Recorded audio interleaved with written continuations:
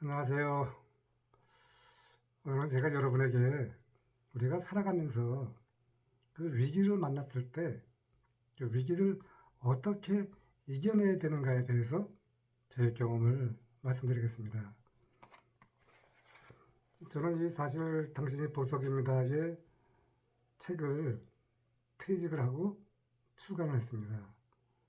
정말 제가 이 보석이라고 하는 이 단어가 제 인생을 송두리째 바꾼 것은 제가 시골 중학교 2학년 때 교내 영어 암송대회에서 영어 선생님이 그 제안을 했을 때 내가 거절한 것이 아니라 선생님의 제안이기 때문에 그대로 받아들이고 시골 먼지가 펄펄 날리는 그 운동장에서 영어 암송대회를 했던 것이 결국은 그 작은 하나의 사건이 미래 제 인생을 송두리째 바꾸는 계기가 된 것입니다. 제가 이 보석이라고 하는 단어를 생각해낸 것은 뭐냐면 결국은 제가 보석 감정사 자격증을 땄기 때문이죠. 이 보석 감정사라고 하는 이 자격증이 없었으면은 지금 저도 없고 이 책도 없었을 것입니다. 그런데 제가 이 보석 감정사를 획득하고 이 사실 당신이 보석입니다 책을 내게 된 것은 90년도 롯데 면세점에서 그 세계적인 보석 티파니, 까르띠에, 뱅클리 베나펠, 미키모토 등 오늘 신문을 보니까 롯데 백화점에서 명품 하이주얼리 쇼를 했습니다. 참 그 신문 보도를 보면서 저는 마음이 참 뭉클했습니다. 왜냐면 제가 90년도에 롯데 면세점에서 그 당시 그 어마어마한 프로젝트를 했을 때 제가 바로 실무자였기 때문입니다.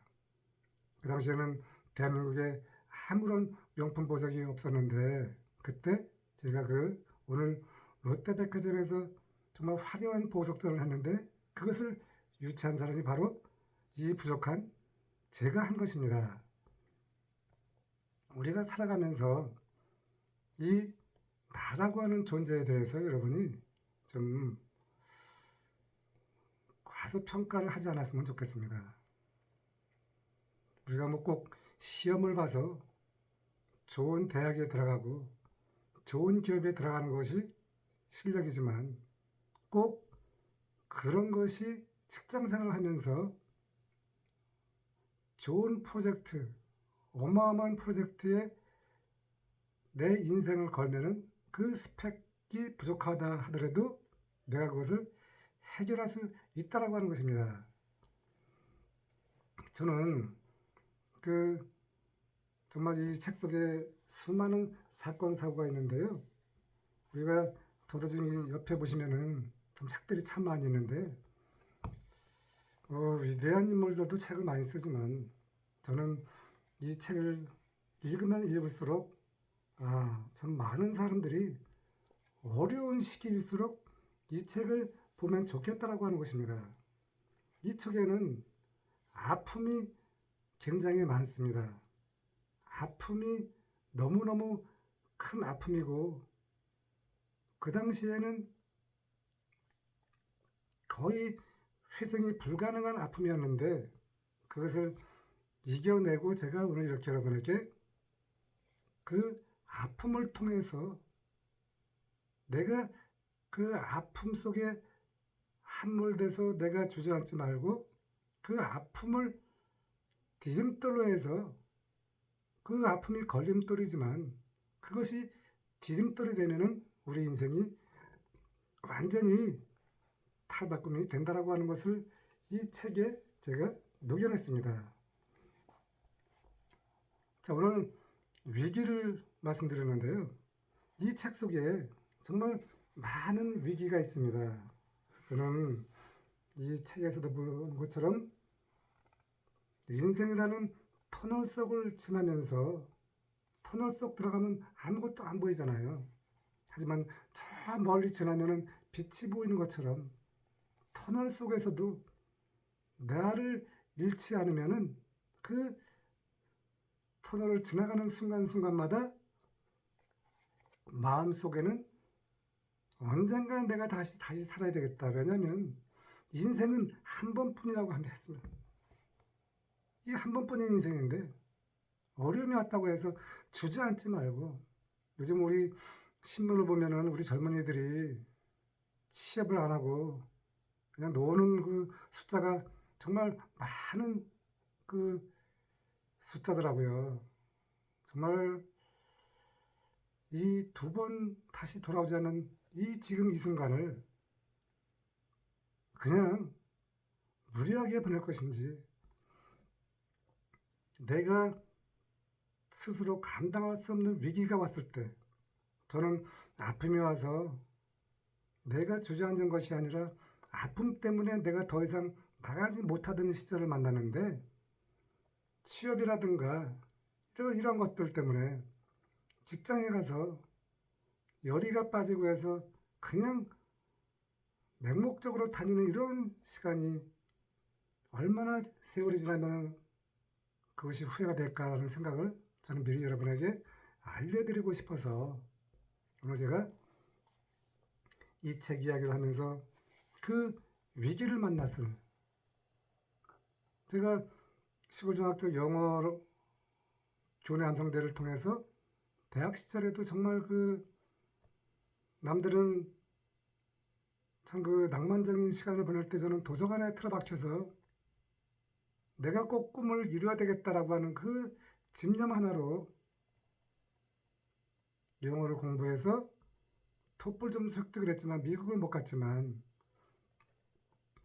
결국은 롯데 면세점에서 그 기라성 같은 보석 사업을 유치하면서 거기에 제가 선발이 돼서 미국 유학을 가서 보석 감정사 자격증을 따고 롯데에 들어왔는데, 그 당시 대한민국 최초로 미국 뉴욕에 있는 티파니 보석상을 만나러 갔을 때 뉴욕 JFK 공항에서 믿거나 말거나, 하지만 이것은 사실입니다. 제가 우리 사장님과 저희 과장을 모시고 JFK 공항을 도착했는데, 사장님이나 과장은 그동안 출장을 많이 다녀서 후루룩 빠져나갔지만 저는 그 당시 미국에서 보석을 공부하고 오자마자 학생 비자를 갖고 출장을 갔습니다. 참 저는 살아가면서 복도 많이 있는 것 같아요. 그때 그 JFK 공항에서 입국 심사대 요원을 만났는데, 이 심사대 요원이 내 비자를 띄우는 순간 저를 다시 콜을 하더니, 당신은 한국으로 돌아가라. 당신은 지금 비즈니스맨인데 무슨 학생 비자냐. 청천벽력 같은 정말 인생의 위기를 많이 만났지만 그 위기는 또 우리가 뭐 시험을 보고 탈락하거나 또 뭐 어려움이 왔을 때 그런 위기, 그런 것과 결이 다르잖아요. 그 당시 제가 실무자였기 때문에 제 가방 속에는 출장 오더에 대한 모든 것이 있었습니다. 자, 우리가 그 당시에 제가 심사위원한테 나 좀 봐달라, 나 여기 빨리 나가야 된다, 이렇게 제가 좀 뭐랄까, 나를 너무 내려서 내가 구질구질하게 빌었으면 어떻게 됐을까. 하지만 저는 당당하게 이야기를 했습니다. 나는 대한민국에서 큰 기업에서 왔는데 어마어마한 돈을 갖고 왔다. 그것으로 네가 알고 있는 티파니 보석 얼마를, 그 당시 제 기억으로는 10 밀리언 US 달러거든요. 1,000만 불. 이 사람이 거기서 기절초풍을 하는 바람에, 그래서 제가 설명을 했죠. 나는 현금을 들고 왔다. 이렇게 해서 비자가 문제가 됐을 때 봐달라고 한 것이 아니라 나는 당당하게 대한민국에서 와갖고 네가 알고 있는 미국의 그 명품 보석을 현금 주고 살아온 사람이다. 이렇게 이야기해서 그 사람이 티파니에다 전화해서 저를 물어봤겠죠. 어떻든 간에 그 사람이 저를 바깥에 놔두고 티파니와 통화했는지 안 했는지 모르겠지만 결국은 문을 열고 나오면서 저에게 미스터리 유아 럭키맨이라고 했습니다. 결국은 그 비자를 풀고 제가 티파니에 갔습니다. 여러분, 우리가 해외 여행을 갈 때 비자가 문제가 되면 여러분이 통과가 됩니까? 통과 안 됩니다. 저도 통과가 안 되는데 어떻게 그 당시 그 순간에 거기서 그래도 머리가 트인 입국 심사대 요원을 만났을까? 참 이것도 아이러니죠. 지금 우리나라가 참 어려운 시기입니다. 어려운 위기입니다. 잘 해결해야 되겠지만 제가 말씀드리는 이 위기라고 하는 것은 내가 위기를 만났을 때 구질구질하지 말고 당당하게 그것을 이야기를 해서 그 당당함으로 위기를 돌파하는 것이 저는 그것이 정말 멋진 인생이 아닌가 이렇게 생각이 됩니다. 오늘 제가 이 책을 통해서 결정적 위기입니다. 이 결정적 위기는 누구나 만나는 것이죠. 이때 좀 더 우리가 숙연해지고 거기에서 정말 아주 진실로 간절해야 됩니다. 나 이 위기는 꼭 넘어야 된다.